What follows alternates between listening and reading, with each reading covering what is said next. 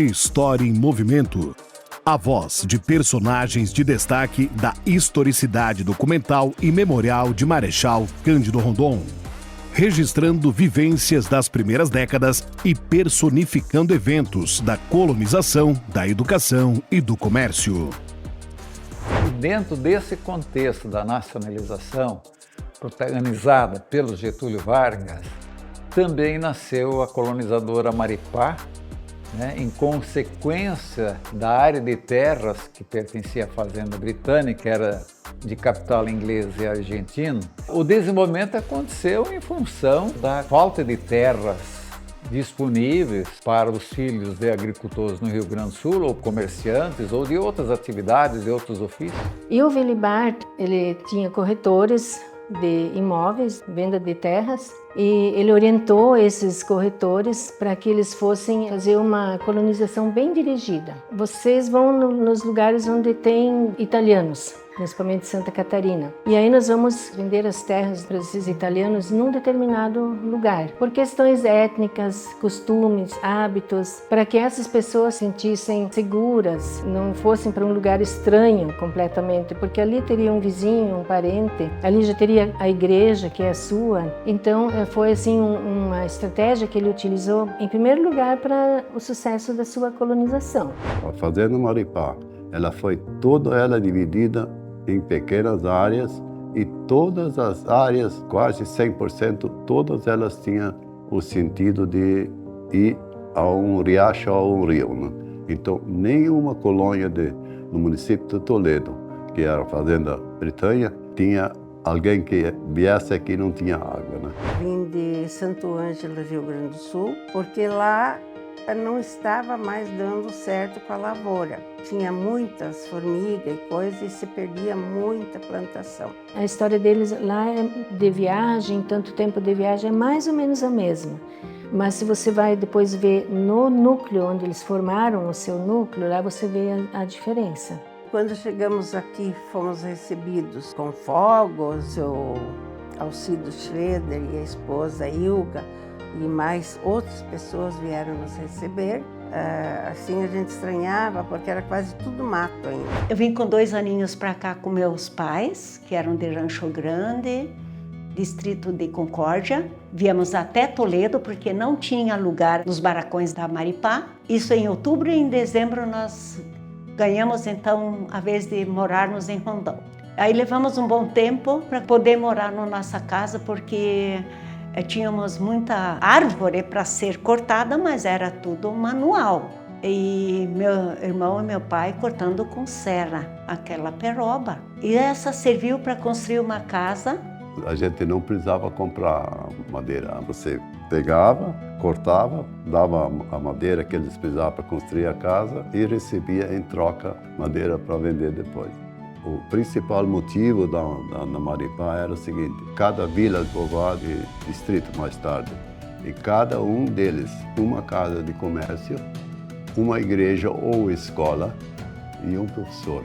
Então todos os distritos eles têm um nome que identificou eles enquanto personagem lá daquele local, e que eles então se sentiram que ele é o local de vivência deles. As vilas eram Toledo, Vila Nova, Sarandi, Quatro Pontes, Três Passos, Marechal, Margarida, Mercedes, Pato Bragado. Essas foram as vilas que foram planejadas. Eu vi cada asfalto ser construído, eu vi a derrubada do mato, eu comi carne de anta, eu vi passagem de tropeiros, eu vi crescer Rondon. A Maripá queria que nós fizéssemos para os agricultores da época: servir bem, deixar todos eles à vontade e comprar tudo o que o empório tinha para comprar e vender o que o agricultor precisava. O empório tinha de tudo. Eu vendi remédio, espingarda, eu vendi revólver, soda, eu comprei porco, vendi a primeira geladeira a querosene dentro do município. Para servir de manhã cedo, nós tínhamos que fazer os próprios cartuchos para vender o arroz, o trigo, senão a erva, o açúcar. Então, era um dia a gente fazia os pacotes e no outro dia vendia. O empório foi fundado em Toledo Em 1954, quando iniciou, então Egon Pudel, que era o gerente que fundou 18 filiais dentro do município de Toledo, sendo a nossa aqui de Marechal Cândido Rondon foi a segunda. Eu trabalhei na Comercial NID, era secos e molhados. Então, a diferença quase que não dá nem para comparar hoje. Então, lá naquela época, tinha uma parte da loja vendia alimentos e a outra parte roupas. As roupas eram vendidas em peças, porque era costume das famílias comprar uma peça e fazer roupa para a família inteira. Muito interessante. Então, mudou totalmente de lá para cá. Hoje é tudo informatizado, é tudo à distância já, né? Pronto, você escolhe. É uma diferença extraordinária, né? Eu acho que o surgimento de algumas entidades, Associação Comercial e Empresarial de Marechal Rondon, a Simacar, que veio a contribuir de modo geral para toda a população de Marechal Cândido Rondon. Fundamos em 1966 a Casa Orlando, que foi o que iniciou praticamente a parte de mecanização, de venda de insumos dentro de Marechal Cândido Rondon. Eu tinha uma companhia que se chamava Adubos Maná. Fui o primeiro vendedor em grande escala de camisas, calças e roupas feitas. O nosso carro-chefe era camisas Guararapes do Rio Grande do Norte. Eu colocaria inicialmente o surgimento da cooperativa, a partir da sua fundação em 9 de agosto de 1970, e ela projetou a economia rural, consequentemente projetou também a economia da cidade, de todo o município. No seguinte ponto, eu colocaria o asfaltamento em Marechal Cândido Rondon, a pavimentação. Foi assim um fato muito extraordinário, um acontecimento excelente para toda a comunidade. Nosso pai, ele foi o primeiro presidente da Escola General Rondon, que hoje é o Jean Piaget. E o que a gente faz, continuar esse legado para nós, né, de empreendedorismo e querer trabalhar para melhorar e para ajudar a crescer o município. E daí a escola já tinha, o grupo escolar. Tinha sido concluído, né, em 54. Naquela época, meus pais cuidaram das coisas deles e a gente tinha que se virar, né. Então eu mesma e meu irmão fomos fazer a matrícula e assim começamos a vida de estudante aqui. Cursei o primário na época, né, perto da Igreja Católica, do Grupo General Rondon, né. Ali eu fiz até o 4º ano. Não tinha pré-escola, nada, né, era de 1 a 4. 5º ano eu fiz na Escola Martin Luther, admissional, né. E depois eu parti para a Escola Normal de Grau Ginasial. Eu estudei então no grupo escolar. Fiz a 4ª série, daí veio para fazer o 5º ano, né? Daí então fizeram um levantamento, a comunidade sempre envolvida, como é até hoje. Então quem foi lá em casa para saber se eu ia continuar os estudos ou não foi a dona Ingram Saibot. E para ver com meus pais se eles concordavam, porque era à noite. E foi então criado a Escola Normal Ginasial. Formamos em 61. Aí eu trabalhei 1 ano como professora, o seu Arlindo Lam me arrumou até era na missão do Estado, e eu não sabia na época, né? E aí eu trabalhei 1 ano, guardei o dinheiro para poder ir a Ponta Grossa estudar. Na época, pouquíssimos colegas meus foram fazer uma faculdade. Eu mesma também não consegui, por quê? Porque a gente ajudava a família. Então, como que você vai sair para alguma outra cidade, porque aqui não havia faculdade, né, acesso. E hoje temos aqui a UniWest. Lá nos anos 80 não havia essa possibilidade, né? Então, o teu espaço para crescimento era dentro dos cursos que haviam aqui, né? Com os recursos que tinha, você então ser um bom profissional. E me formei como técnico em contabilidade. Depois de 16 anos, eu me formei na UniWest. Com 42 anos, eu terminei a Faculdade de Ciências Contábeis.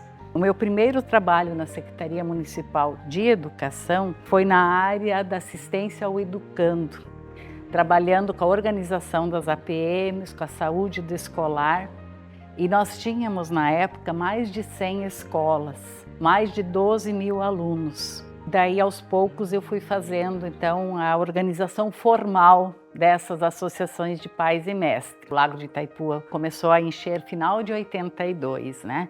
Então, até ali, muitas, eu não sei dizer agora qual é o número de escolas, mas havia muitas escolas muito bem organizadas, muito bem preparadas em toda essa margem que o Lago de Itaipuã depois abrangeu, né? E aí, inclusive, os municípios de Entre Rios, Pato e Mercedes também. E havia muitas escolas rurais, né? Uma que eu quero citar é a Escola do Rio Branco, que foi a primeira escola do município. O processo todo, olha, nós vamos lá, vamos fechar essa escola oficialmente, porque os pais, as famílias foram mudando, foram indo embora. Nós, enquanto secretarias, procuramos, então, resgatar, guardar aquele material todo. Então, esse foi assim uma parte que exigiu muito serviço depois para que a gente fosse resgatar e organizar. Nesse tempo, então, a gente fez o que pôde, era pouco tempo, né? Mas conseguimos fazer algumas coisas em relação às escolas, multisseriadas também e tudo. Trabalhamos o que deu, o que foi possível fazer. Depois, em 88, eu voltei de novo. Nós conseguimos fazer um trabalho mais completo. Como era a área de segurança, a equipe já vinha de bastante tempo, a mesma equipe, né? Preparada e tal. E aí, a partir da eleição de novo prefeito, começam também mudanças nas equipes de educação. E aí também há essa fase também de adequação, vêm professores da sala de aula para dentro da secretaria e há então essa forma de organizar a secretaria. Quando eu assumi, eram 70 e poucas escolas, né?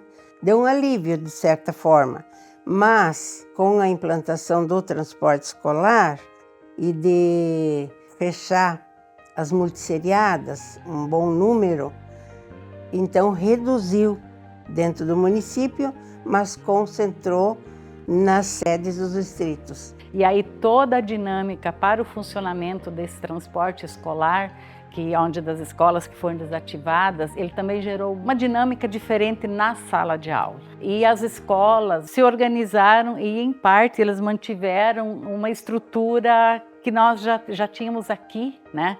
E na região oeste nós tivemos muito apoio, tanto na parte da gestão como na parte pedagógica da ASOeste. E aí o desmembramento dessas escolas passou assim de uma forma bem tranquila para a rede de cada município.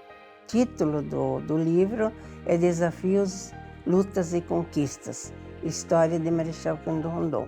Ele se tornou o livro de história mais usado na Facimar, na faculdade. Foi uma realização porque era um sonho deixar alguma coisa registrada da história de Marechal Cândido Rondon. Vou conversar com umas pessoas aqui em Rondon, alguns pioneiros, para ver se eles me apoiam, para vamos fazer a nossa associação, para a gente se encontrar quando temos vida, quando podemos abraçar um outro, quando podemos sorrir, se for para chorar também choramos, e assim surgiu a ideia de fundar a associação e também manter vivo. Esse foi o motivo especial para nós fundarmos a Associação Pidemar. Eu vou falar do meu projeto um pouco, da Memória Rondonense, que é uma busca de dados de efemérides à esteira da história de Marechal Cândido Rondon, como ela se sucedeu cronologicamente. O endereço é www.memoriarondonense.com.br. Esse povo que iniciou o Marechal Cândido Rondon, temos de agradecer muito. Eles são os heróis.